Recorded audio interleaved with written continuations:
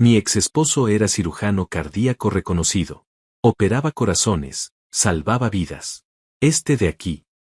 Soraya hizo una pausa, me señaló con su copa de vino y sonrió frente a las 20 personas sentadas a esa mesa, limpia baños de oficina. La carcajada fue inmediata. Yo no dije nada. Sostuve mi copa. Respiré. Y los miré a todos, uno por uno, en silencio. Entonces me puse de pie. Levanté mi copa despacio. Y cuando abrí la boca, lo que salió de ella hizo que toda la sala se congelara en un instante. Soraya intentó interrumpirme. Trató de hablar, de reír, de desviar la atención hacia otro lado. Pero era demasiado tarde. Lo que estaba a punto de revelar, nadie en esa mesa lo esperaba. Ni ella, ni su madre Lilia, ni su hermana Fabiola, ni el presumido de Santiago, ni Uriel, que me miraba desde el otro extremo de la mesa con esa expresión de superioridad que nunca se había molestado en disimular. Nadie. Pero para que entiendas lo que dije esa noche, necesitas saber quién soy. Necesitas entender lo que me hicieron. Y necesitas conocer el secreto que había guardado durante 2 años en silencio absoluto, mientras todos ellos me miraban como si yo fuera exactamente lo que Soraya acababa de decir frente a 20 personas que se reían de mí con la copa en la mano. Porque yo sí fui el conserje. Sí limpié baños. Sí cargué cubetas, cambié focos, abrí puertas a ejecutivos que ni siquiera me miraban a los ojos cuando pasaban a mi lado. Todo eso es verdad. Pero lo que Soraya no sabía, lo que ninguno de ellos sabía, era que mientras hacía todo eso, mientras barría pasillos y revisaba instalaciones eléctricas y firmaba bitácoras de mantenimiento, yo estaba construyendo algo. Algo que 3 semanas antes de esa cena había cambiado mi vida para siempre. Algo que ningún cirujano cardíaco, por más reconocido que fuera, podía quitarme. Mi nombre es Benjamín. Tengo 44 años. Y esta es la historia de cómo el hombre al que presentaron como el conserje frente a 20 personas terminó dejando a todos ellos sin palabras, sin argumentos y sin la capacidad de seguir riéndose. Hay cosas que uno nunca olvida. El olor del primer departamento que rentaste solo. La voz de tu madre diciéndote que todo va a estar bien cuando el mundo se cae a pedazos. Y la cara de la mujer que amaste el día que decidió que humillarte en público era más fácil que respetarte en privado. Yo recuerdo esa cara con una claridad que todavía me pesa. No porque me duela, sino porque fue exactamente esa cara, esa sonrisa calculada frente a 20 testigos, la que me dio la fuerza definitiva para hacer lo que hice después. La que convirtió 2 años de trabajo silencioso en algo que ninguno de ellos iba a poder ignorar. Conocí a Soraya hace 9 años en una conferencia de gestión inmobiliaria en la ciudad. Yo trabajaba entonces como ingeniero industrial para una empresa que administraba edificios corporativos en el norte del país. Tenía un sueldo estable, un departamento propio, un auto que no era lujoso pero tampoco me avergonzaba. Era, en todos los sentidos prácticos de la palabra, un hombre que tenía su vida en orden. No era el más rico en ninguna habitación. No era el que llegaba con el traje más caro ni el que pedía el vino más costoso de la carta. Pero tampoco era el que necesitaba que nadie lo sostuviera ni lo definiera. Soraya era diferente a todo lo que había conocido hasta ese momento. Tenía una energía que llenaba los espacios sin esfuerzo aparente, una forma de hablar que hacía que la gente girara la cabeza sin que ella tuviera que pedírselo. Era inteligente, era divertida, era de esas mujeres que parecen saber exactamente lo que quieren y no tienen miedo de ir por ello con toda la determinación del mundo. Me enamoré rápido. Demasiado rápido. Entendería con el tiempo. Porque cuando uno se enamora así, con esa velocidad que no deja espacio para ver con claridad, a veces no nota las cosas que están justo frente a sus ojos. Las señales pequeñas. Los comentarios que se deslizan con naturalidad pero que, acumulados, forman un patrón que ya no se puede ignorar. Nos casamos 3 años después de conocernos. La boda fue en casa de Lilia, la madre de Soraya, una mujer que desde el primer día me midió con una mirada que no necesitaba palabras para decirme exactamente lo que pensaba de mí. No era lo que había imaginado para su hija. No tenía el apellido correcto, ni la profesión correcta, ni el pasado que ella consideraba suficiente. Era funcional, sí. Era trabajador, de acuerdo. Pero no era lo que Lilia hubiera elegido si la decisión hubiera dependido de ella. Y sobre todo, no era Rodrigo. Rodrigo. El nombre que escuché más veces en esa familia que el mío propio durante todos esos años. El ex esposo de Soraya. El cirujano cardíaco reconocido.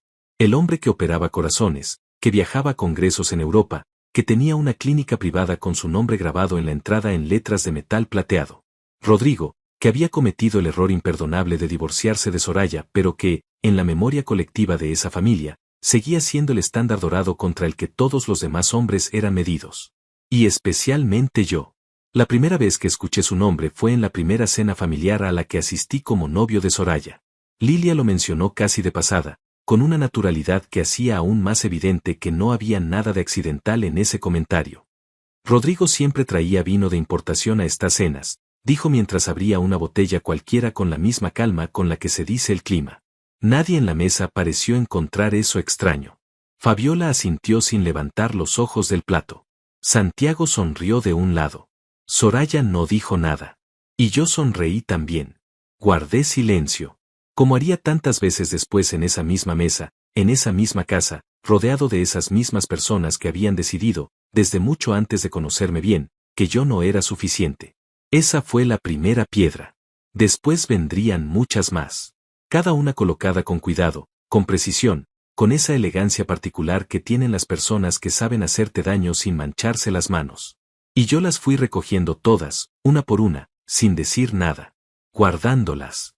Sin saber todavía que algún día, en una noche con vino caro y copas de cristal y 20 personas riéndose, esas piedras se convertirían en los cimientos de algo que ninguno de ellos podía imaginar.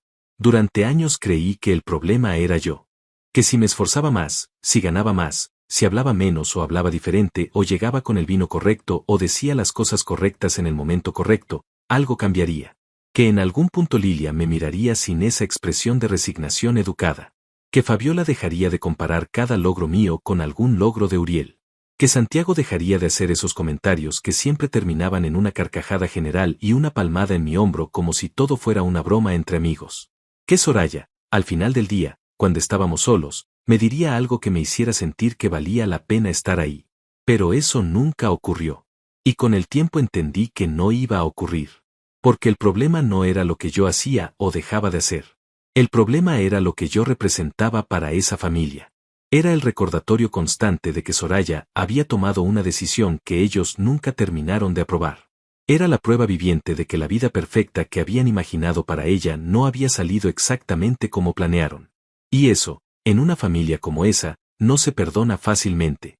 No se dice en voz alta, claro, pero se siente en cada cena, en cada reunión, en cada comentario que parece inocente pero que lleva adentro una aguja tan fina que casi no duele cuando entra. El sistema funcionaba así. Lilia ponía el tono.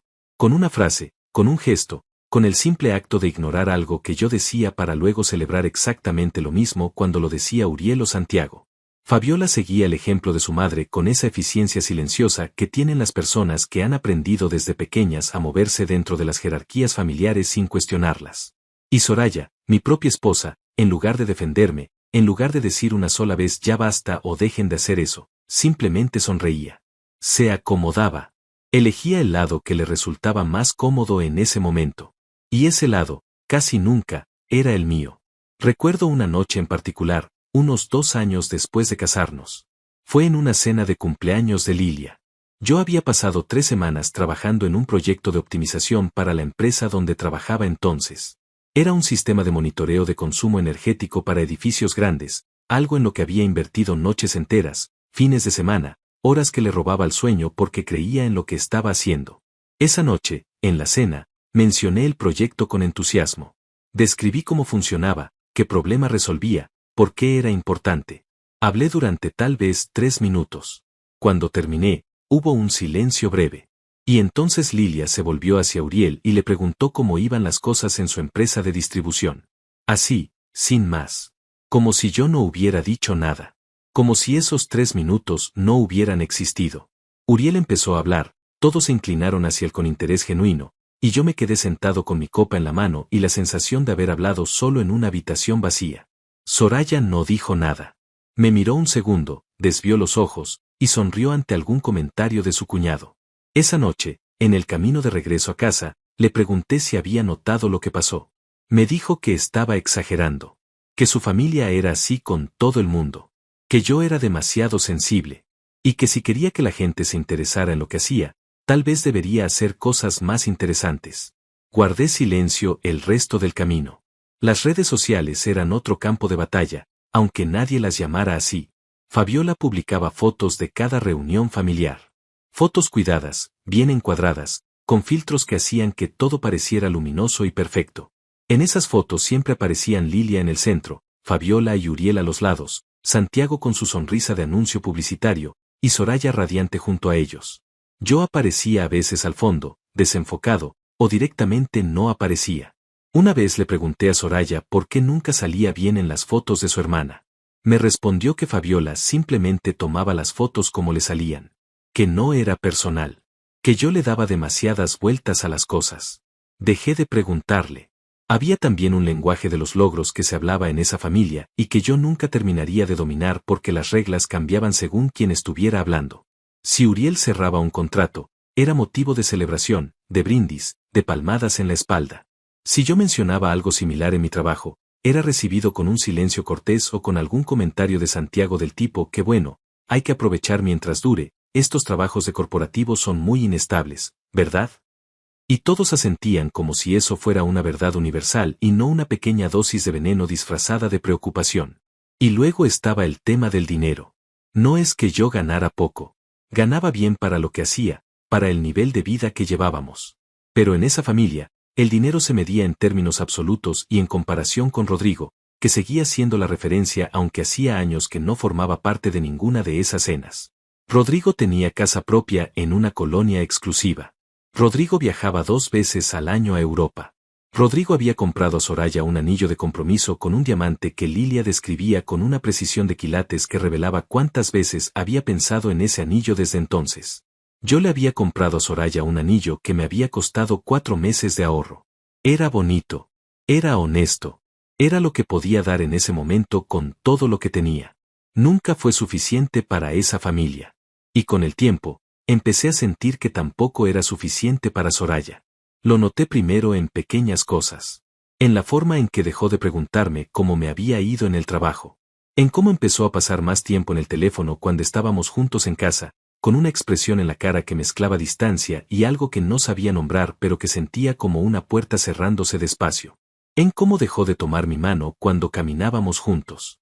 En cómo, cuando yo intentaba hablar de nosotros, de lo que estaba pasando entre los dos, ella desviaba la conversación hacia algo práctico, algo cotidiano, algo que no tuviera nada que ver con lo que yo estaba tratando de decir. Yo seguía ahí. Seguía llegando a esa mesa. Seguía sonriendo en las fotos que Fabiola tomaba y en las que yo casi nunca aparecía. Seguía guardando silencio cuando Santiago hacía sus comentarios. Seguía siendo el esposo de Soraya en una familia que nunca me vio como parte de ella. Y entonces ocurrió algo que lo cambió todo. Perdí mi trabajo un martes por la mañana. Sin advertencia. Sin señales previas que yo hubiera sabido leer a tiempo. Entré a la oficina como cualquier otro día, con mi café en la mano y la lista mental de pendientes que tenía que resolver antes del mediodía, y me encontré con una reunión convocada de urgencia en la sala de juntas del 3er piso. Éramos 11 personas sentadas alrededor de una mesa que de repente se sentía demasiado pequeña. El director de Recursos Humanos habló durante 20 minutos sobre reestructuración, sobre ajustes presupuestales, sobre decisiones difíciles que la empresa se había visto obligada a tomar. Y cuando terminó, entregó sobres. Yo recibí el mío. Lo abrí. Y leí mi nombre en la primera línea de una carta que explicaba, con un lenguaje corporativo perfectamente calibrado para no decir nada con demasiada claridad, que mi posición había sido eliminada con efecto inmediato. Salí del edificio con una caja con mis cosas. Era una caja pequeña. Eso también dolió, de alguna manera. Que 12 años de trabajo cupieran en una caja que podía cargarse con una sola mano. Llegué a casa antes del mediodía. Soraya estaba ahí, lo cual era inusual porque normalmente salía por las mañanas. Estaba sentada en la sala con el teléfono en la mano y cuando me vio entrar con la caja, su cara hizo algo extraño. No fue sorpresa. Fue algo más parecido a la incomodidad de quien es encontrado en un momento en el que preferiría no estar. Me preguntó qué había pasado. Le expliqué. Me escuchó con una atención que se sentía más clínica que amorosa, como si estuviera procesando información que necesitaba para tomar alguna decisión que yo todavía no conocía. Esa noche no hablamos mucho. Ella dijo que todo iba a estar bien, que yo encontraría algo pronto, que era cuestión de tiempo. Las palabras correctas, dichas de la manera incorrecta. con la distancia de quien cumple con lo que se espera de él, pero no está realmente presente en lo que dice. Me fui a dormir con esa caja todavía sin desempacar en el pasillo y con una sensación en el pecho que no era exactamente miedo, pero que tampoco se parecía a nada tranquilo. Los siguientes meses fueron los más difíciles que había vivido hasta ese momento. Mandé currículums. Fui a entrevistas. Hice llamadas que no siempre eran devueltas. El mercado estaba complicado, me decían. Había mucha competencia para los puestos que yo buscaba. Que tenía un perfil muy específico. Que lo iban a considerar. Y mientras tanto, los ahorros se iban achicando despacio pero con una constancia que empezaba a volverse angustiante. Fue durante esos meses que conseguí el trabajo de conserje. No fue una decisión que tomé con orgullo. Fue una decisión que tomé con pragmatismo y con la determinación de no quedarme quieto esperando que algo cayera del cielo mientras las cuentas seguían llegando con puntualidad perfecta. Un edificio corporativo en el centro de la ciudad necesitaba personal de mantenimiento. El sueldo no era lo que yo había ganado antes, ni de cerca. Pero era un sueldo. Era levantarse cada día con un lugar a donde ir y una tarea concreta que cumplir. Y en ese momento de mi vida, eso valía más de lo que hubiera imaginado. Lo que no esperaba era lo que iba a aprender ahí adentro. Porque ese edificio, desde afuera, era solo un edificio. Vidrio y acero y un lobby con recepcionistas que sonreían de manera profesional. Pero por adentro era un organismo complejo, lleno de sistemas que dependían unos de otros con una precisión que la mayoría de las personas que trabajaban ahí nunca llegaban a ver. Yo los veía. Los veía todos los días. Las tuberías, los circuitos eléctricos, los sistemas de climatización, los controles de acceso, la gestión de residuos, el consumo energético por piso, por área, por horario. Veía cómo se desperdiciaban recursos de maneras que nadie había parado a calcular porque nadie tenía el tiempo ni el ángulo de visión para hacerlo. Yo sí tenía ese ángulo. Y tenía algo más, 12 años de experiencia como ingeniero industrial que no desaparecen porque te entreguen una caja con tus cosas un martes por la mañana. Empecé a tomar notas en un cuaderno pequeño que cargaba en el bolsillo del uniforme. Números, observaciones, patrones. Cuánto se gastaba en energía en las horas de menor ocupación. Cuántos reportes de mantenimiento se generaban manualmente que podrían automatizarse. ¿Cuánto tiempo perdían los administradores del edificio en procesos que una plataforma digital podría resolver en segundos? No tenía un plan claro todavía. Solo tenía la costumbre de un ingeniero que no puede ver un problema sin querer entenderlo. En casa, las cosas seguían deteriorándose de maneras que yo intentaba no ver con demasiada claridad porque verlas con claridad hubiera significado tener que hacer algo al respecto y yo todavía no estaba listo para esa conversación. Soraya había empezado a salir con más frecuencia. Reuniones de trabajo, decía. Cenas con amigas. Compromisos que surgían con una regularidad que antes no existía. Yo no preguntaba demasiado. Tal vez porque en el fondo ya sabía que las respuestas no iban a ser las que necesitaba escuchar. Fue una noche de miércoles cuando lo descubrí. Soraya había salido. Yo estaba en la cocina con mi laptop vieja, revisando notas del trabajo, cuando escuché que su teléfono vibraba repetidamente sobre la mesa de la sala. Lo ignoré las primeras veces. Pero siguió vibrando. Me levanté para verlo, sin intención de leer nada, solo para moverlo a un lugar donde no hiciera ruido. Y entonces vi la pantalla. No necesité leer más de 2 líneas. El nombre en la pantalla era suficiente.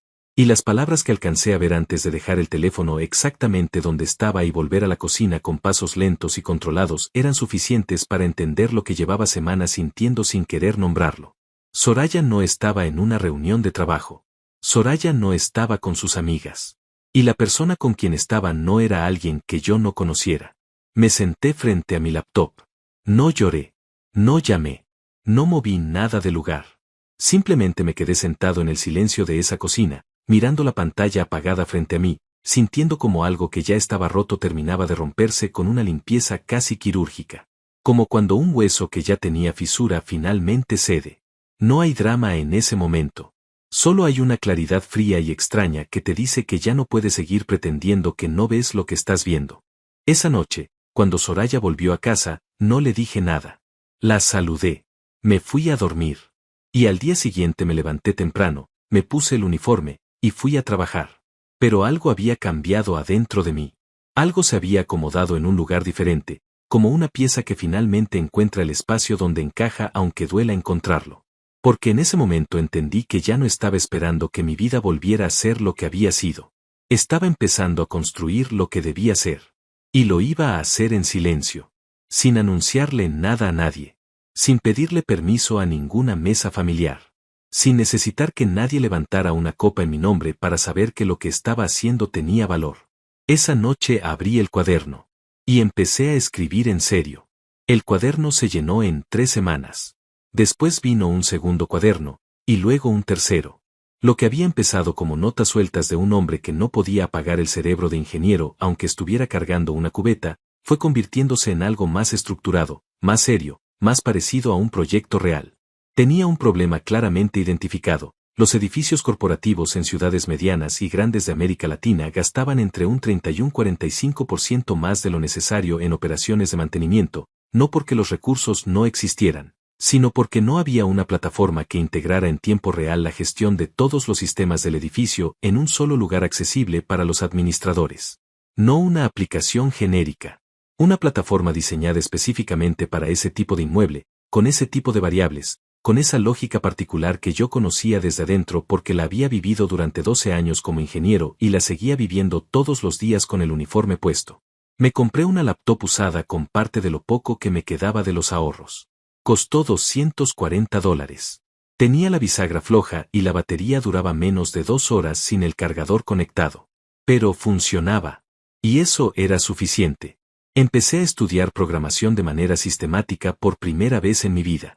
No era completamente nuevo para mí, había tenido contacto con código en algunos proyectos de ingeniería, pero nunca al nivel que necesitaba ahora. Encontré cursos gratuitos en línea. Foros donde personas del otro lado del mundo respondían preguntas a las 2 de la madrugada sin pedirte nada a cambio. Comunidades de desarrolladores donde el conocimiento circulaba con una generosidad que me sorprendió y que contrastaba radicalmente con el mundo corporativo donde había trabajado, donde la información era moneda de poder y nadie compartía nada sin calcular primero qué obtenía a cambio. Trabajaba en la plataforma de noche. Después de que Soraya se dormía, o después de que salía y yo me quedaba solo en ese departamento que cada vez se sentía más como el escenario de una obra de teatro donde ambos habíamos olvidado el guión original. Me sentaba en la mesa de la cocina con la laptop y el cargador conectado y el cuaderno abierto al lado, y trabajaba. A veces hasta las 2 de la mañana. A veces hasta las 3. Hubo noches en que me quedé dormido con la cabeza sobre el teclado y me desperté con las teclas marcadas en la mejilla y el café frío al lado y una claridad extraña, casi luminosa, que solo aparece cuando uno está haciendo exactamente lo que tiene que estar haciendo aunque no puede explicarle eso a nadie todavía. El trabajo de conserje continuaba. Me levantaba temprano, me ponía el uniforme, iba al edificio, cumplía con mis responsabilidades con la misma atención de siempre. Nadie sabía lo que hacía de noche. Nadie en ese edificio sabía que el hombre que revisaba los extintores y anotaba lecturas de los medidores de agua estaba construyendo una plataforma digital que eventualmente podría cambiar la forma en que ese mismo tipo de edificio era administrado. Y eso me parecía bien. No necesitaba que nadie lo supiera todavía. El silencio era parte del proceso. Era el espacio donde podía crecer sin que nadie intentara convencerme de que no tenía sentido. Hubo momentos de duda. Muchos. Hubo noches en que cerraba la laptop y me preguntaba qué estaba haciendo, si no era todo una ilusión de un hombre que necesitaba creer en algo porque lo demás se le estaba cayendo. Hubo una noche en particular, un jueves de lluvia intensa, en que borré 3 semanas de trabajo por un error de principiante que cualquier desarrollador con experiencia hubiera evitado. Me quedé mirando la pantalla en blanco durante un tiempo que no supe medir. Cerré la laptop. Me fui a la cama. Y estuve a punto de no volver a abrirla. Pero a la mañana siguiente me levanté, me puse el uniforme, y en el camino al trabajo me di cuenta de algo que no había pensado con esa claridad antes. Cada vez que en mi vida algo importante se había derrumbado, yo había tenido 2 opciones. Quedarme en el suelo el tiempo suficiente para que el suelo se volviera costumbre, o levantarme y usar los pedazos para construir algo diferente. Había perdido el trabajo. Estaba perdiendo el matrimonio. Había perdido el lugar en una mesa familiar donde nunca fui realmente bienvenido. Y si dejaba de trabajar en esa plataforma, también perdería lo único que en ese momento era completamente mío. Lo único que nadie podía quitarme porque nadie sabía que existía. Esa noche rehice todo lo que había borrado. En menos tiempo del que me había tomado la primera vez, porque ya lo había pensado antes y el cerebro, cuando ya recorrió un camino, lo vuelve a recorrer más rápido. Los meses siguieron pasando. La plataforma fue tomando forma. Le puse un nombre provisional que cambié varias veces hasta que dejé de ponerle nombre y simplemente seguí construyéndola. Tenía ya un módulo de monitoreo energético, uno de gestión de mantenimiento preventivo, uno de control de accesos y otro de reportes automáticos que podía generar en segundos lo que antes le tomaba a un administrador de edificio medio día de trabajo manual. Lo probé primero en papel, con los datos reales que había recopilado durante meses en el edificio donde trabajaba, sin decirle nada a nadie. Los números funcionaban. Los tiempos se reducían. Los costos proyectados bajaban de manera significativa. Fue en esa época cuando ocurrió algo que no esperaba y que aceleró todo de una manera que todavía me cuesta procesar cuando lo pienso con calma. El administrador del edificio donde yo trabajaba, un hombre llamado Fausto, me llamó una tarde a su oficina. Llevaba semanas con un problema de facturación energética que no podía explicar. Los consumos no cuadraban con las lecturas. Había llamado a técnicos especializados que le habían cobrado honorarios considerables sin darle una respuesta clara. Me llamó a mí, supongo, porque era el último recurso antes de llamar a alguien más.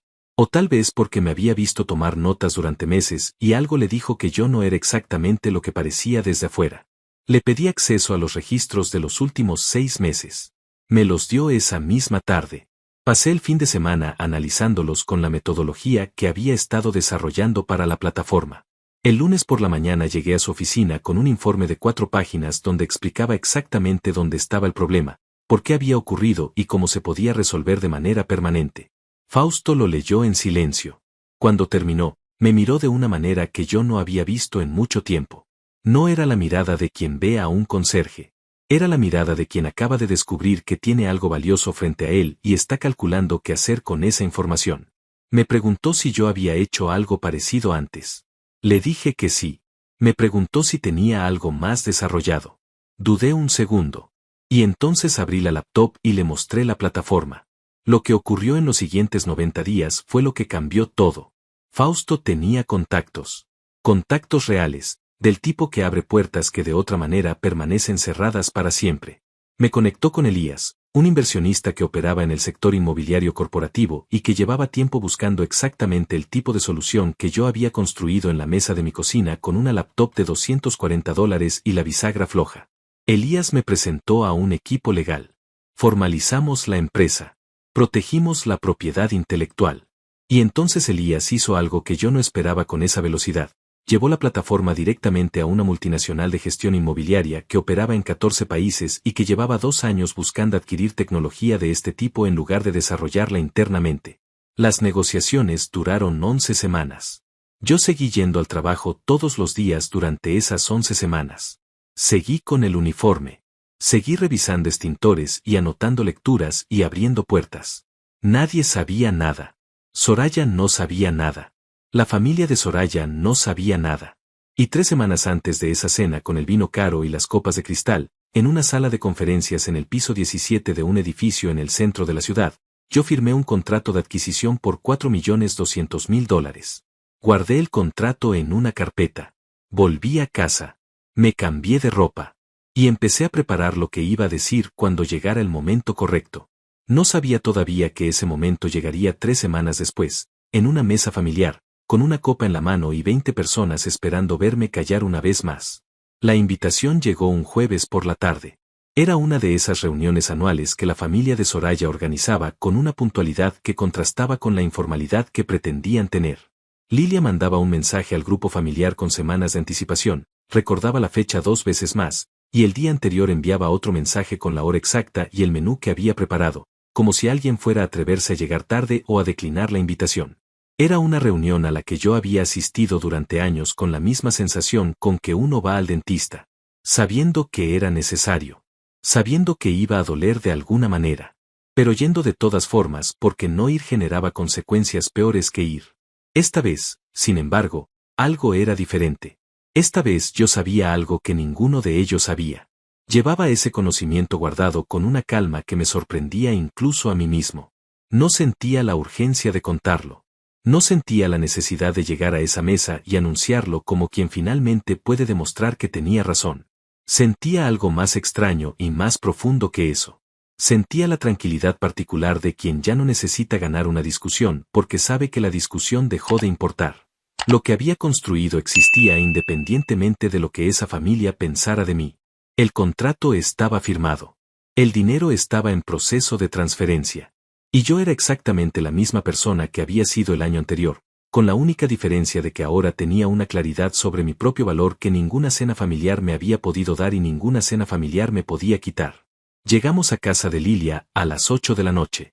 El auto de Santiago ya estaba estacionado afuera, lo cual significaba que había llegado temprano para instalarse en el mejor lugar de la conversación antes de que los demás llegaran. Las luces del comedor se veían desde la calle, cálidas y perfectamente dispuestas, como todo en esa casa que Lilia mantenía con una atención al detalle que hubiera sido admirable si no estuviera tan frecuentemente al servicio de mostrarle a los demás lo que tenía. Entré saludando a todos con la misma cordialidad de siempre. Estreché manos, recibí besos en la mejilla, respondí preguntas sobre cómo estaba con respuestas breves y amables. Fabiola me miró de esa manera suya, rápida y evaluativa, como si cada vez que me veía estuviera actualizando un archivo mental con información que usaría más tarde. Uriel me dio una palmada en el hombro que tenía exactamente la presión justa para sentirse condescendiente sin poder ser señalada como tal. Lilia me saludó con una sonrisa que no llegaba a los ojos, la misma de siempre, la que había aprendido a leer como lo que era, una cortesía diplomática que no implicaba ningún tipo de afecto real. Santiago estaba en el centro de la sala contando algo con esa energía expansiva que tenía cuando llevaba ya una copa encima. Me saludó con un Benjamín, el hombre, que en otra época me hubiera incomodado y que esa noche simplemente me resbaló. Me senté. Acepté la copa que alguien me ofreció. Y observé. La cena avanzó como siempre avanzan esas cenas. Con esa mezcla particular de calidez superficial y competencia velada que era el idioma nativo de esa familia. Santiago habló de un proyecto nuevo que tenía entre manos, con números que crecían cada vez que los repetía. Uriel mencionó una expansión en su empresa de distribución con la modestia calculada de quien sabe exactamente lo que está haciendo cuando finge ser modesto. Fabiola contó que habían reservado un viaje a Portugal para el verano, y Lilia escuchó todo con esa expresión de satisfacción silenciosa que tenía cuando la velada iba exactamente como ella quería. Yo comí. Respondí cuando me preguntaron algo. Sonreí en los momentos correctos. Y por dentro, con una serenidad que nunca antes había sentido en esa mesa, observaba todo como si fuera la última vez que lo veía desde ese ángulo. Porque lo era. Aunque nadie más lo supiera todavía. Fue durante el brindis cuando ocurrió. Santiago propuso la dinámica. Que cada uno dijera algo sobre la persona que tenía al lado. Una de esas ideas que parecen festivas pero que en esa familia funcionaban como pequeñas trampas sociales donde la gracia estaba en ver quién quedaba mal. Soraya estaba sentada a mi derecha. Me miró un segundo. Vi algo cruzar por su cara, algo que no supe interpretar del todo en ese momento pero que después entendería mejor. Y entonces levantó su copa. Habló con esa voz que usaba cuando quería ser el centro de atención. La voz que había escuchado cientos de veces en situaciones donde yo era el tema y raramente el beneficiado. Empezó hablando de Rodrigo con esa familiaridad con que esa familia siempre hablaba de Rodrigo, como si fuera un personaje de una historia que todos conocían y amaban. El cirujano reconocido. Los congresos en Europa. Los corazones salvados. Y luego la pausa. La pausa que había ensayado, estaba seguro, aunque tal vez no conscientemente, porque algunas personas ensayan sus crueldades de una manera tan natural que ya no distinguen entre el impulso y el cálculo. Y entonces me señaló. Y dijo lo que dijo. Las risas llegaron como siempre llegan en esa familia. Rápidas, cómodas, sin el peso de quien considera las consecuencias. Santiago se dobló sobre la mesa con esa carcajada suya que llenaba el espacio. Fabiola se tapó la boca con la mano en ese gesto que usaba para fingir que contenía algo que en realidad estaba dejando salir. Uriel sonrió de lado, el tipo de sonrisa que dice todo sin comprometerse con nada. Y Lilia bajó los ojos hacia el plato, lo cual, como siempre, era casi peor que reírse. Yo sostuve la copa. Sentí el cristal fino entre los dedos. Sentí el peso del vino adentro. Sentí el calor de 20 pares de ojos sobre mí, algunos esperando mi reacción con curiosidad, algunos claramente disfrutando el momento, algunos incómodos pero sin la valentía suficiente para decir nada. Y en ese silencio que duró tal vez 3 segundos pero que se sintió mucho más largo, tomé una decisión. No iba a explotar. No iba a humillar. No iba a convertir esa noche en una guerra donde el que más grita cree que ganó algo.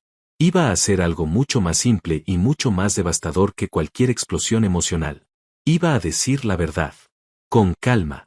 Con la voz firme de alguien que ya no necesita la aprobación de nadie en esa habitación para saber exactamente quién es. Me puse de pie despacio. El movimiento fue tan controlado que las risas comenzaron a apagarse antes de que yo dijera una sola palabra. Hubo algo en mi postura, algo en la manera en que mis ojos recorrieron la mesa sin apuro y sin rabia, que cambió la temperatura de la sala en un instante. Soraya me miró con una expresión que pretendía seguir siendo divertida, pero que tenía en los bordes algo que yo reconocí como miedo. No el miedo de quien teme que le griten. El miedo de quien siente que está a punto de perder el control de una situación que creía tener completamente bajo su mando. Levanté mi copa. Gracias, Soraya, dije. Mi voz era completamente calma. Sin temblor. Sin rabia. Sin el filo de quien quiere herir. Solo la voz de alguien que tiene algo que decir y suficiente paz interior para decirlo sin necesitar que nadie le dé permiso. Tienes razón en casi todo lo que dijiste. El silencio que cayó sobre esa mesa fue diferente a todos los silencios que había vivido en esa misma habitación durante años. No era el silencio de la indiferencia. No era el silencio de quien baja los ojos hacia el plato porque no quiere comprometerse. Era el silencio de 20 personas que de repente sienten que el piso se está moviendo levemente bajo sus pies y no saben si dar un paso adelante o quedarse completamente quietas. Soraya abrió la boca para decir algo. Para reír, tal vez. Para desviar. Para hacer algún comentario que devolviera la situación al lugar donde ella la había dejado. Pero no llegó a tiempo. Porque yo ya estaba hablando. Lo que dije esa noche no fue un discurso preparado. No había ensayado frente al espejo. No había escrito notas en un papel, ni había practicado el tono, ni había calculado cada palabra con la frialdad de quien planea una venganza. Lo que salió de mí en ese momento fue algo más orgánico y más poderoso que cualquier cosa que hubiera podido preparar. Porque venía de un lugar que 2 años de silencio y trabajo y soledad y madrugadas frente a una laptop con la bisagra floja habían ido construyendo sin que yo lo supiera del todo. Empecé despacio. Dije que Soraya tenía razón en que yo había limpiado baños. En que había cargado cubetas. En que había usado un uniforme durante meses mientras las personas que pasaban a mi lado en los pasillos ni siquiera me miraban a los ojos. Dije todo eso sin vergüenza y sin dramatismo, como quien describe el clima o el camino que tomó para llegar a algún lugar. Porque eso era exactamente lo que era para mí en ese momento. Una parte del camino. No el destino. Vi cómo las expresiones en la mesa empezaban a cambiar. Santiago había dejado de sonreír. Tenía la copa suspendida a mitad de camino entre la mesa y su boca, como si hubiera olvidado para qué la había levantado. Fabiola miraba a Soraya con una expresión que pedía instrucciones sin palabras, la mirada de quien necesita saber cómo reaccionar antes de reaccionar.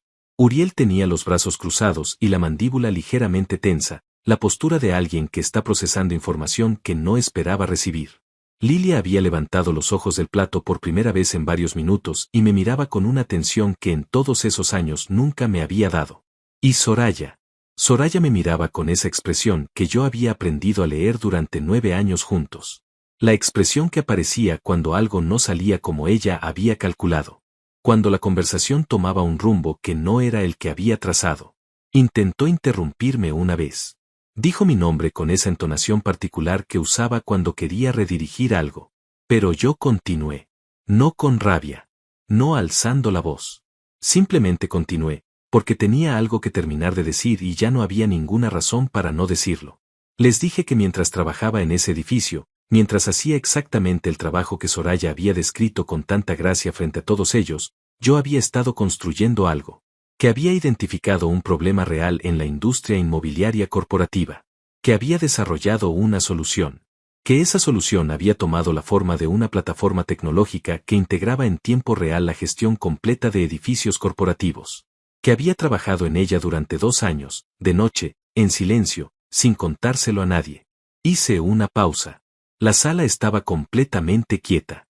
No el tipo de quietud que existe entre una risa y la siguiente. El tipo de quietud que aparece cuando algo ha cambiado de manera irreversible y todos lo sienten al mismo tiempo, aunque nadie pueda articularlo todavía. Entonces dije el número. $4.200.000. Ese había sido el valor de la adquisición. Firmada 3 semanas antes. Por una multinacional que operaba en 14 países. Y yo era el único dueño de lo que habían comprado. Lo que ocurrió en esa mesa en los siguientes segundos fue algo que no tengo palabras completamente precisas para describir. No hubo gritos. No hubo sillas que se cayeran. No hubo nada cinematográfico ni exagerado. Fue algo mucho más silencioso y mucho más contundente que todo eso. Fue el sonido de 20 personas procesando simultáneamente una información que destruía en segundos la narrativa que habían construido durante años. La narrativa del conserje. La narrativa del que no era suficiente. La narrativa del que nunca iba a llegar a ningún lugar que valiera la pena mencionar en una cena familiar. Santiago fue el primero en reaccionar. Abrió la boca, la cerró, volvió a abrirla. Finalmente dijo algo que pretendía sonar como una pregunta casual, pero que salió con una fisura en el centro que lo delataba por completo. ¿Cuánto dijiste? Lo repetí, con la misma calma, con el mismo tono, sin agregar nada más. Porque no era necesario agregar nada más. Fabiola había dejado de mirar a Soraya. Miraba la mesa. Uriel se había descruzado de brazos y tenía las manos apoyadas sobre la superficie con una tensión en los dedos que decía más de lo que él hubiera querido mostrar. Lilia, la matriarca que nunca perdía la compostura, tenía los labios ligeramente separados y una expresión en la cara que yo nunca le había visto antes y que tardé un momento en identificar. Era perplejidad. Real. Sin filtro diplomático. La perplejidad de quien se da cuenta de que estuvo completamente equivocado durante mucho tiempo y no sabe cómo procesar eso en público. Y Soraya. Soraya había palidecido de una manera que no era actuada. Su copa estaba sobre la mesa. Sus manos estaban sobre su regazo. Y me miraba con una expresión que contenía varias cosas al mismo tiempo, ninguna de ellas fácil de sostener. Había algo de incredulidad. Algo de vergüenza. Y algo más, en el fondo, que reconocí porque lo había visto antes en su cara aunque nunca en ese contexto. Era el reconocimiento de alguien que acaba de entender que una decisión que tomó no fue la correcta, que una versión de la historia que había contado, dentro de su cabeza y fuera de ella, no era la versión real. Pero lo que vino después de esa noche fue algo que yo no tenía completamente calculado. Algo que descubrí días más tarde y que elevó todo lo que había ocurrido a un nivel diferente. 3 días después de esa cena, recibí un mensaje de un número que no tenía guardado. Lo abrí sin saber quién era. Eran 2 líneas. Decían que si yo creía que lo que había construido era tan valioso, debería saber que no había sido el único que lo sabía desde antes. Y que si quería entender a qué se referían, debería preguntarle a Soraya sobre una conversación que había tenido con Elías 4 meses antes de la firma del contrato. Me quedé mirando el mensaje durante un tiempo largo. Elías. El inversionista que me había conectado con la multinacional. El hombre que había hecho posible todo lo que había ocurrido. Yo lo había conocido a través de Fausto, el administrador del edificio. Eso era lo que yo sabía. Eso era lo que yo había creído siempre. Llamé a Fausto esa misma tarde. Le pregunté, con la mayor naturalidad que pude, cómo había conocido a Elías. Hubo una pausa del otro lado de la línea que duró menos de 2 segundos, pero que contenía más información que cualquier respuesta que pudiera haber dado. Luego me dijo que Elías lo había contactado a él. Que alguien le había hablado de mí. Que alguien le había mencionado que yo estaba desarrollando algo interesante y que valía la pena investigar. Le pregunté quién. Otra pausa. Me dijo que no estaba seguro de que fuera su lugar decirlo. Le dije que entendía eso y que lo respetaba, pero que necesitaba saberlo. Que era importante, que había cosas que estaban conectadas de maneras que yo todavía no comprendía del todo y que necesitaba comprender. Fausto guardó silencio unos segundos más. Y entonces me dijo un nombre. Era el nombre de Soraya. Me senté, respiré, y empecé a reconstruir la cronología con la información nueva. Soraya sabía lo que yo estaba desarrollando. No desde el principio, pero sí desde antes de la firma. Había hablado con Elías. Había intervenido en el proceso de alguna manera que yo todavía no entendía completamente. Y sin embargo, 3 semanas después de que yo firmara un contrato por $4.200.000, me había presentado frente a 20 personas como el hombre que limpiaba baños. Había levantado una copa en mi contra. Había sonreído mientras todos se reían. Había 2 explicaciones posibles. La primera era que Soraya había intentado ayudarme sin decirme nada, tal vez por orgullo, tal vez por razones que tenían más que ver con ella que conmigo, y que el brindis de esa noche había sido un error de cálculo, un momento de debilidad o de veneno que no había podido contener. La segunda explicación era más oscura y más difícil de sostener, pero también más honesta. Que Soraya había sabido todo. Que había decidido igualmente humillarme. Que la copa levantada esa noche frente a 20 personas había sido un acto consciente de alguien que sabía exactamente el peso de lo que estaba diciendo y lo dijo de todas formas. No llamé a Soraya esa noche. Me fui a caminar. Estuve afuera durante casi 2 horas, recorriendo calles que no tenían ningún destino particular, dejando que el aire frío de la noche fuera haciendo espacio adentro donde antes había confusión. Y cuando volví a casa y me senté en la misma mesa de la cocina donde había construido todo lo que tenía, entendí algo que me costaba admitir pero que era la única interpretación que resistía el peso de todos los hechos juntos. Soraya había sabido. Y lo había hecho de todas formas. Y eso cambiaba todo. No lo que yo había construido. No el contrato. No los $4.200.000. Eso era real e inamovible independientemente de cualquier cosa que ella hubiera hecho o dejado de hacer. Lo que cambiaba era la última posibilidad que yo guardaba, en algún rincón que no quería examinar demasiado de cerca, de que todo tuviera una explicación más simple. De que tal vez Soraya no había sido lo que parecía ser en esa cena. De que tal vez había algo que yo no había entendido bien. No había nada que no hubiera entendido bien. Lo había entendido todo perfectamente desde el principio.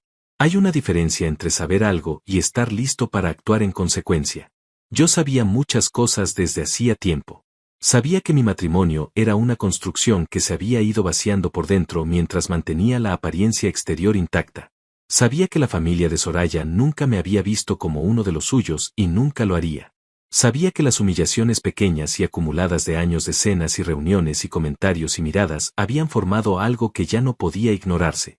Y ahora sabía que Soraya había conocido el valor de lo que yo había construido antes de levantarse a brindar en mi contra frente a 20 personas.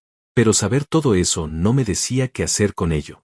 Pasé varios días en un estado que no era exactamente tristeza ni exactamente rabia. Era algo más parecido a la claridad incómoda de quien finalmente ve una imagen completa que llevaba tiempo mirando en fragmentos. Cada pieza suelta que había guardado durante años encajaba ahora con una precisión que no dejaba espacio para interpretaciones alternativas. El patrón era demasiado coherente, demasiado consistente, demasiado cuidadosamente construido para ser una serie de coincidencias o malentendidos. Y sin embargo, en algún lugar dentro de mí, seguía existiendo algo que se resistía a convertir todo eso en una guerra. No porque no tuviera razones para hacerlo. Las tenía de sobra. Sino porque había aprendido, en esos 2 años de trabajo silencioso y madrugadas frente a una laptop con la bisagra floja, que la energía es un recurso limitado y que gastarlo en destruir a alguien es gastarlo en algo que no construye absolutamente nada. Había un evento en el horizonte que lo cambiaría todo de manera pública y definitiva sin que yo tuviera que hacer nada más que aparecer. La multinacional que había adquirido mi plataforma organizaba cada año un foro internacional de innovación inmobiliaria. Era un evento importante en el sector, con presencia de inversores, desarrolladores, administradores de edificios corporativos y medios especializados de varios países. Ese año, el foro se celebraba en la ciudad. Y la empresa había decidido que la adquisición de mi plataforma sería el caso de estudio central de la jornada. Me habían pedido que estuviera presente, que subiera al escenario, que contara la historia de lo que había construido y cómo lo había construido. Acepté sin dudarlo. No le dije nada a Soraya. No le dije nada a nadie de esa familia. El evento era abierto al sector, con registro público, y yo sabía que había personas en el círculo profesional de Uriel y de Santiago que estarían presentes o que se enterarían de lo que ocurriera ahí. Eso era suficiente. No necesitaba enviar invitaciones ni hacer anuncios previos. La verdad, cuando es lo suficientemente grande, no necesita publicidad. Se propaga sola. Los días previos al evento los pasé con una calma que sorprendía incluso a las personas del equipo legal y comercial que me habían acompañado durante las negociaciones. Elías me preguntó en una llamada si estaba bien, si me sentía preparado. Le dije que sí. Y era verdad.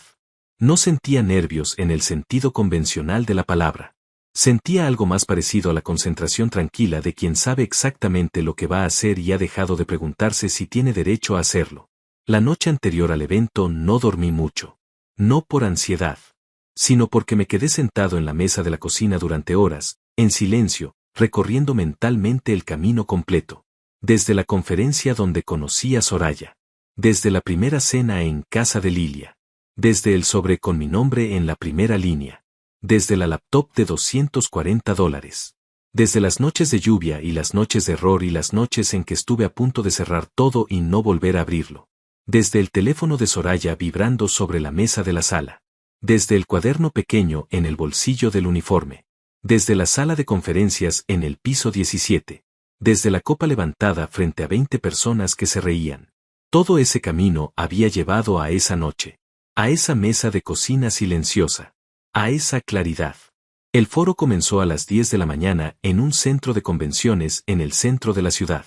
Yo llegué temprano, como había llegado siempre a todo lo importante en mi vida, no para hacerme notar sino porque llegar temprano es una forma de respeto hacia lo que está a punto de ocurrir. El equipo de la multinacional me recibió con una cordialidad que todavía me costaba recibir sin una pequeña disonancia interna, la disonancia de alguien que pasó 2 años siendo invisible y que todavía no ha terminado de acostumbrarse a que lo vean. El salón principal tenía capacidad para 300 personas y estaba casi lleno cuando comenzó la sesión central. Había gente de pie en los costados. Cámaras de medios especializados. Pantallas grandes en los laterales del escenario que proyectaban el logo de la empresa y el título del foro.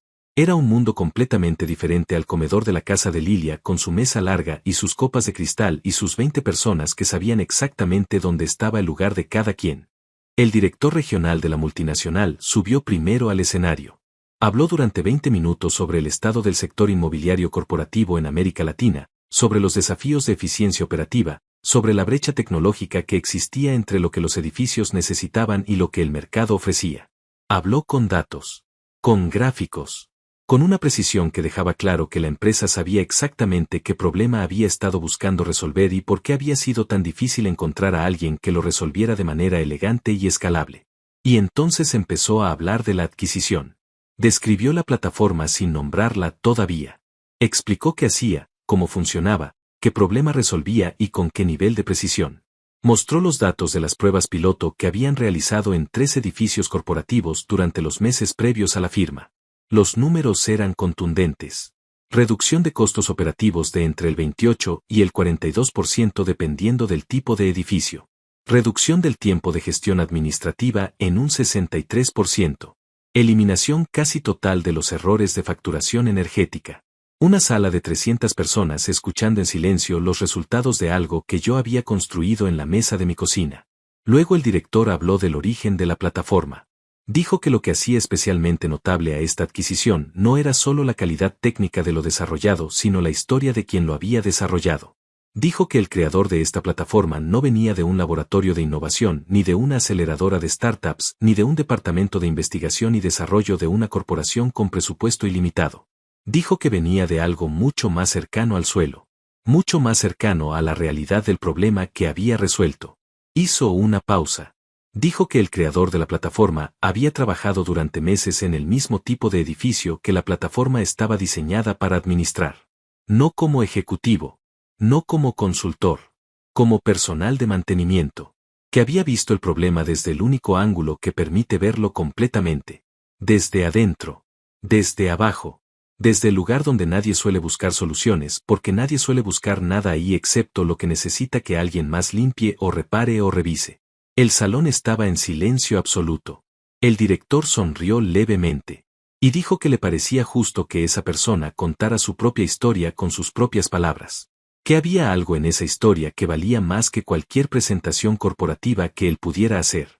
Que era el tipo de historia que el sector necesitaba escuchar no solo como inspiración, sino como recordatorio de donde suelen estar las mejores soluciones cuando uno se toma el trabajo de mirar en los lugares donde normalmente no mira. Dijo mi nombre. Benjamín. Y el salón aplaudió antes de que yo llegara al escenario. No el aplauso educado de quien cumple con un protocolo. El aplauso genuino de 300 personas que acababan de escuchar algo que las había movido de alguna manera y que querían que la persona que caminaba hacia el micrófono lo supiera antes de que abriera la boca. Subí los 3 escalones del escenario despacio. Me coloqué frente al micrófono. Miré la sala. 300 personas mirándome. Cámaras. Pantallas. Luces. Todo eso que 2 años antes hubiera sido completamente impensable desde la mesa de la cocina con la laptop de $240 y el cuaderno en el bolsillo del uniforme. Respiré. Y entre esas 300 personas, en una de las filas del centro del salón, vi 2 caras que no esperaba ver y que lo cambiaron todo de una manera que no había anticipado. Santiago. Y Uriel. sentados, mirándome, con una expresión en la cara que no tenía ningún nombre en el idioma de esa familia donde todo tenía siempre un nombre cuidadosamente elegido. Los miré un segundo. Solo un segundo. Y luego aparté los ojos de ellos y los devolví al resto de la sala. Porque ellos no eran la razón por la que yo estaba ahí. Nunca lo habían sido. Y era importante, en ese momento más que en ningún otro, que eso quedara completamente claro. Abrí la boca. Y empecé a hablar. No había preparado un discurso en el sentido formal de la palabra. Había pensado en lo que quería decir, sí. Había dejado que las ideas se ordenaran solas durante días, durante las caminatas nocturnas y las mañanas silenciosas y los momentos en que el ruido de todo lo demás se apagaba lo suficiente para escuchar lo que realmente quería comunicar. Pero no había escrito nada.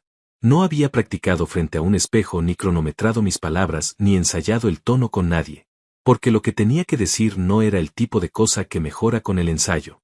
Era el tipo de cosa que solo funciona cuando sale directamente de donde fue formada, sin intermediarios, sin pulido excesivo, sin la distancia que crea el perfeccionismo cuando uno le tiene más miedo al error que a la verdad.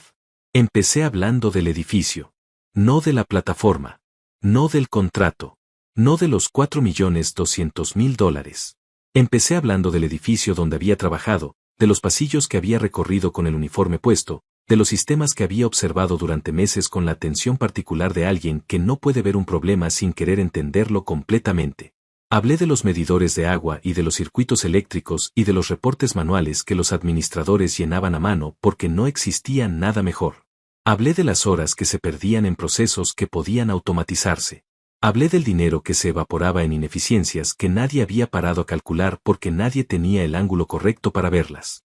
La sala escuchaba con una atención que podía sentirse físicamente.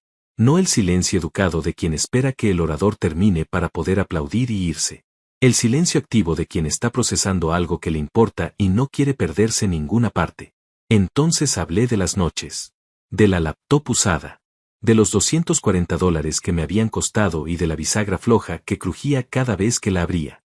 De los cursos en línea y los foros y las madrugadas y el café frío. De los errores que cometí y que me costaron semanas de trabajo borrado en un segundo.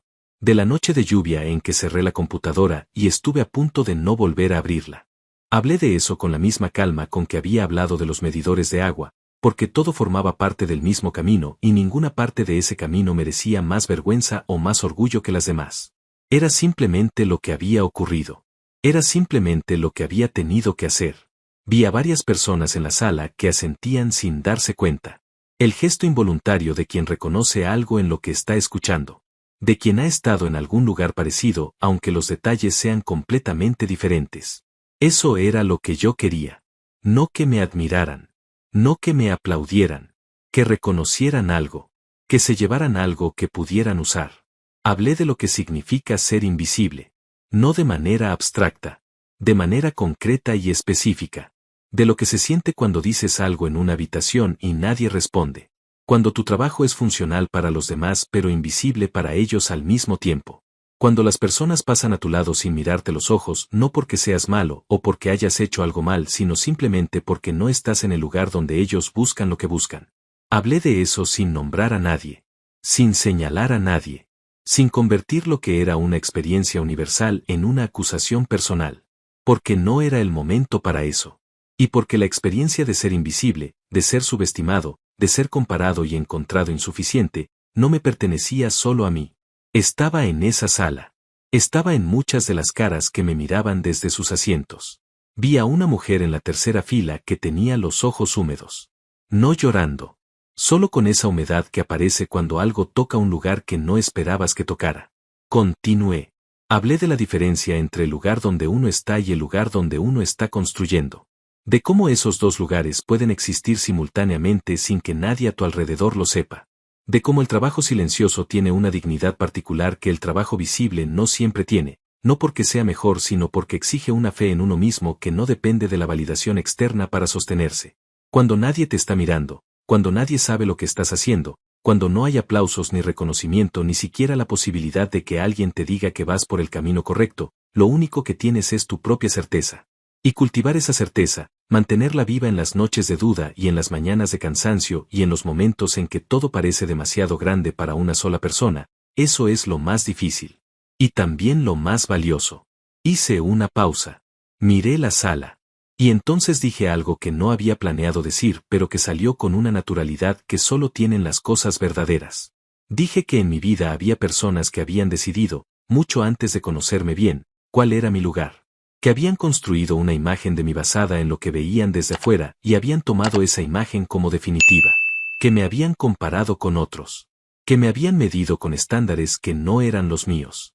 Que en más de una ocasión, frente a más de una persona, habían señalado lo que yo era en ese momento como si fuera todo lo que yo podría ser jamás. No levanté la voz. No cambié el tono. Seguí hablando con la misma calma de antes. Dije que esas personas me habían dado algo sin saberlo. Que cada comparación, cada comentario, cada momento en que alguien decidió que yo no era suficiente, había ido depositando en mí algo que con el tiempo se había convertido en combustible. No en rabia. No en resentimiento. En algo más limpio y más útil que eso. En la determinación silenciosa de demostrar, no para ellos, sino para mí mismo, que la imagen que tenían de mí no era la imagen real. Hice otra pausa más larga. Y dije la frase que había estado formándose durante meses sin que yo supiera todavía que era esa y no otra. Me dieron un motivo para probar que estaban equivocados. Y se los agradezco. Porque sin ese motivo, tal vez habría tardado más en encontrar el mío propio. El silencio que siguió duró tal vez 4 segundos. Y entonces la sala aplaudió. No el aplauso del inicio, educado y protocolario. Este era diferente. Era el aplauso de 300 personas que habían escuchado algo que les importaba y que querían que quien lo había dicho lo supiera sin ambigüedad. Varias personas se pusieron de pie. La mujer de la tercera fila aplaudía con los ojos todavía húmedos. El director regional de la multinacional, sentado en la primera fila, aplaudía con una expresión en la cara que mezclaba satisfacción profesional y algo más personal que eso. Yo estaba de pie frente al micrófono recibiendo ese aplauso con la misma calma con que había recibido todo lo demás esa noche. Sin lágrimas. Sin el gesto exagerado de quien no esperaba este momento. Simplemente presente. Simplemente ahí. Y entonces, casi sin querer, mis ojos encontraron la fila del centro. Santiago tenía las manos juntas en un aplauso que era visiblemente mecánico. El tipo de aplauso que se hace cuando no aplaudir sería demasiado evidente. Tenía la mandíbula tensa y los ojos fijos en algún punto indeterminado entre el escenario y el suelo, como si no pudiera decidir si mirarme o no. Uriel aplaudía también, con una expresión más controlada, más hermética, la expresión de alguien que ha entrenado durante años para no mostrar lo que siente en público y que en ese momento estaba usando toda esa capacitación de golpe. Los miré. Solo un segundo.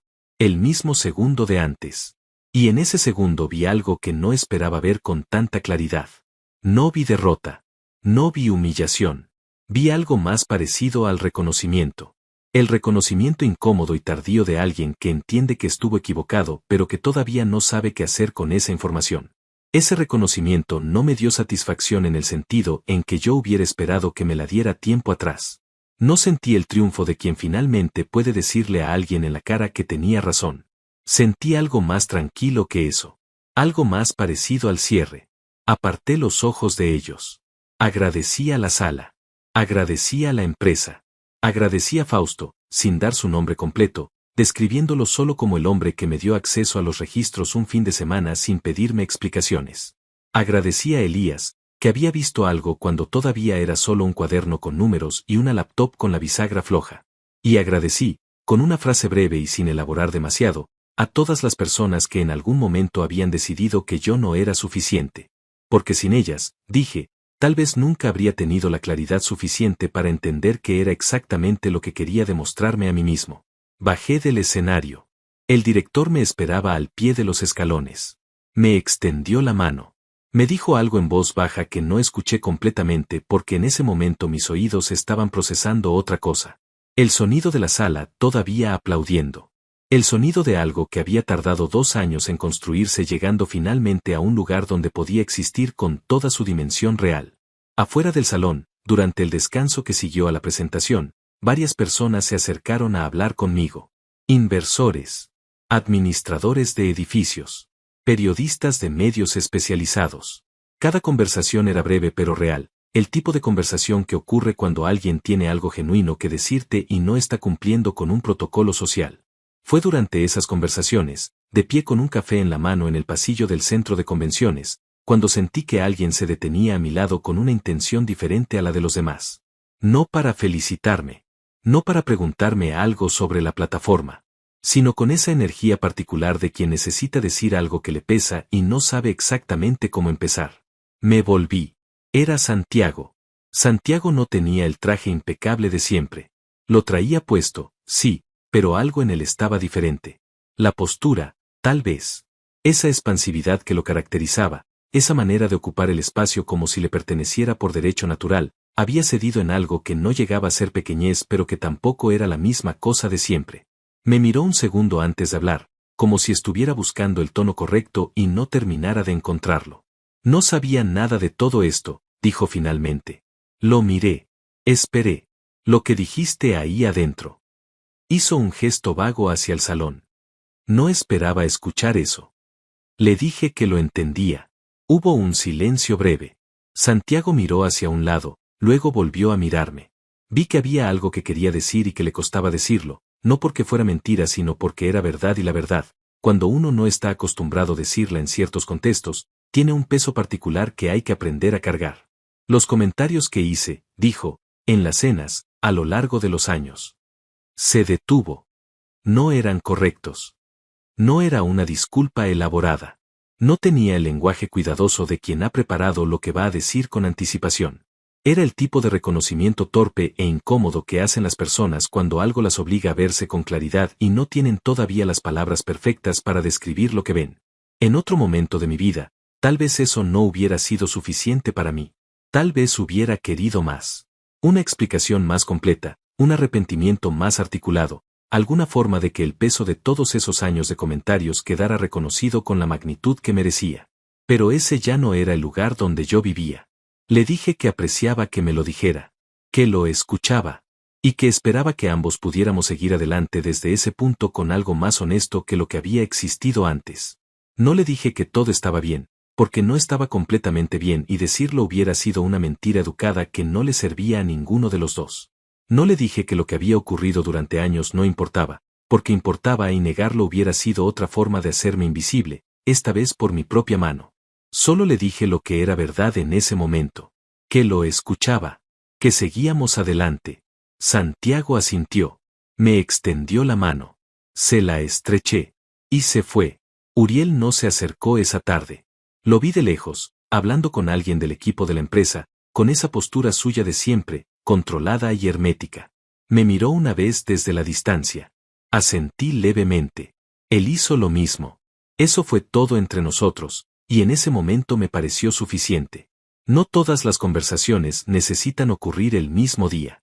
No todos los reconocimientos llegan con palabras. Esa noche, Soraya me llamó. Estaba en el departamento cuando sonó el teléfono. Lo miré durante varios segundos antes de responder. No porque no supiera qué decirle, sino porque quería estar completamente seguro de que lo que iba a decir venía del lugar correcto. No de la rabia. No del dolor acumulado. No del deseo de hacerle sentir lo que me había hecho sentir a mí, sino de esa claridad tranquila que había estado cultivando durante meses y que esa tarde, de pie frente a 300 personas, había terminado de asentarse en algún lugar dentro de mí donde ya no se movería fácilmente. Respondí. Soraya habló primero. Su voz tenía algo que yo no le había escuchado antes, o que tal vez sí le había escuchado pero nunca con esa intensidad. Era una combinación de vergüenza y algo más difícil de nombrar. Algo parecido al reconocimiento de quien ha estado sosteniendo una versión de la historia que ya no puede sostener más porque la realidad la ha contradicho de manera demasiado contundente y demasiado pública para ignorarla. Me dijo que había visto el evento, que alguien le había mandado el video de mi presentación, que no había podido terminar de verlo de una sola vez porque había tenido que pausarlo varias veces. Le pregunté por qué. Hubo una pausa larga. Me dijo que porque le costaba, que escucharme hablar así, con esa calma y esa claridad, sabiendo todo lo que ella sabía sobre lo que había ocurrido entre nosotros, sobre lo que ella había hecho y dejado de hacer, le costaba de una manera que no había anticipado. Le pregunté si sabía por qué la había llamado Fausto. Otro silencio. Este más corto. Como si la pregunta no la hubiera sorprendido del todo. Me dijo que sí, que lo sabía, que había hablado con Elías antes de la firma porque alguien del círculo de Elías la conocía a ella y le había mencionado lo que yo estaba desarrollando, que había tenido una conversación con Elías donde ella le había confirmado que lo que yo hacía era real, que yo tenía la experiencia y la capacidad para respaldarlo, que en ese momento había creído que estaba ayudando, que no me lo había dicho porque no sabía cómo hacerlo sin que pareciera que había estado vigilando lo que yo hacía en secreto. Le pregunté por qué entonces había hecho el brindis. El silencio que siguió fue el más largo de toda la conversación. Cuando habló, su voz era diferente, más baja, más lenta, como si cada palabra le costara un esfuerzo específico que las palabras normales no cuestan. Me dijo que no lo sabía con certeza, que había algo en esa noche, en esa mesa, rodeada de su familia, que la había llevado a un lugar donde las cosas más antiguas y más oscuras de ella misma tomaron el control por un momento, que había algo de miedo en lo que había hecho. Que si yo tenía éxito, si lo que yo había construido en silencio resultaba ser tan grande como ella ya sabía que era, entonces la narrativa de todos esos años, la narrativa donde ella había elegido quedarse con alguien que no estaba a la altura, se derrumbaba. Y derrumbarla frente a su familia era demasiado. Había sido más fácil, en ese momento, levantarse y brindar. Escuché todo eso en silencio. Cuando terminó, le dije algo que había pensado durante días y que en ese momento sonó más simple de lo que había imaginado que sonaría. Le dije que no estaba con Raiva, que lo que sentía no era rabia ni deseo de hacerle daño ni necesidad de que ella sufriera de ninguna manera específica. Le dije que estaba en paz, que esa paz no había llegado de repente ni había sido fácil de construir, pero que estaba ahí y que era real y que era mía de una manera que nada de lo que había ocurrido entre nosotros podía quitarme. Le dije que lo que habíamos tenido había terminado. No como consecuencia de esa noche ni de ese brindis ni de ese evento público. Había terminado mucho antes, en algún punto donde ambos habíamos dejado de ser honestos el uno con el otro sobre lo que sentíamos y lo que queríamos y lo que ya no podíamos darnos. El brindis había sido solo el momento en que algo que ya estaba roto terminó de romperse con suficiente claridad para que los dos lo viéramos al mismo tiempo. Soraya no respondió de inmediato. Cuando lo hizo, dijo simplemente que lo entendía, que lo sentía, que si pudiera volver atrás a esa noche haría las cosas de manera diferente. Le dije que lo creía, y que eso no cambiaba nada de lo que había dicho antes, pero que lo creía. Nos despedimos sin drama, sin portazos ni acusaciones ni las últimas palabras que la gente suele necesitar decir cuando una relación termina y todavía tiene heridas abiertas que quiere que el otro vea. Yo no tenía heridas abiertas que mostrarle. Las tenía, sí, pero eran mías, y sanarlas era mi responsabilidad y de nadie más. Dejé el teléfono sobre la mesa. Me quedé sentado en silencio durante un rato largo, no pensando en nada en particular, solo dejando que el peso de todo lo que había ocurrido ese día, y de todos los días anteriores que habían llevado a ese día, se asentara en su lugar definitivo. Como cuando se termina de construir algo y uno da un paso atrás para verlo completo por primera vez. En los meses que siguieron, mi vida cambió de maneras que todavía estoy aprendiendo a habitar. Me mudé a un departamento propio. Empecé a trabajar de manera activa con el equipo de la multinacional en la expansión de la plataforma a nuevos mercados. Conocí personas nuevas, personas que me veían sin el filtro de una narrativa construida durante años por otros. Personas que empezaban desde cero conmigo, sin saber quién había sido el esposo de Soraya ni el conserje del edificio ni el que no era suficiente para ninguna mesa familiar. Eso tenía una ligereza que no había anticipado. Lilia nunca me llamó. Fabiola me mandó un mensaje breves semanas después, un mensaje de 2 líneas que decía que esperaba que estuviera bien. Le respondí que sí, que estaba bien, y no agregué nada más porque no había nada más que agregar entre nosotros. Santiago cumplió lo que había insinuado esa tarde en el pasillo del centro de convenciones. No con grandes gestos ni con conversaciones largas, sino con el simple acto de dejar de ser lo que había sido. A veces eso es suficiente. Y yo seguí adelante. No con la sensación de haber ganado algo sobre alguien. No con el sabor de la revancha que durante algún tiempo oscuro de ese proceso había imaginado que querría sentir. Sino con algo más silencioso y más duradero que todo eso. Con la certeza de que el hombre que había sido presentado como el conserje frente a 20 personas nunca había sido lo que esas personas decidieron que era. Que lo que yo era había existido independientemente de lo que ellos vieran o dejaran de ver. Que el trabajo silencioso de 2 años en una mesa de cocina con una laptop de $240 no había necesitado el permiso de ninguna copa levantada en mi contra para tener valor. Nunca fui lo que ellos dijeron que era. Lo supe siempre.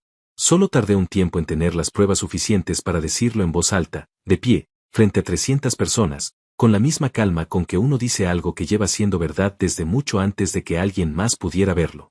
Y eso, al final, fue suficiente. Más que suficiente.